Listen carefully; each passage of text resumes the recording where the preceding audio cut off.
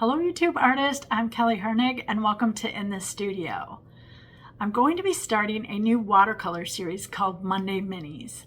I want them to be about 5 to 10 minutes, that's it. I want them to be to the point and one subject at a time. So whether that's paint and brushes, sketchbooks, the difference between tube paints and pan paints, how to use a sketchbook effectively.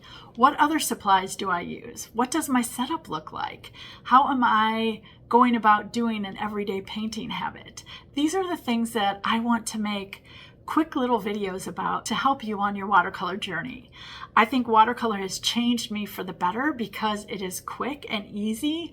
I don't have to really think about it. It's limited supplies. You just grab and go and you're ready to paint. And I love that aspect. So what I need from you, I want to know what your questions are in regards to watercolors. What kind of things are you looking for? What is your challenge? Why aren't you painting even though you've got all those supplies? Yes, I know you're out there. I was one of those too. So I want to make sure that I'm answering the questions that you are looking for answers for. I want this to be a give and take section. So any question you have, there are no good, bad, or ugly questions. Just ask away. That's what I'm here for. That's what this series is about.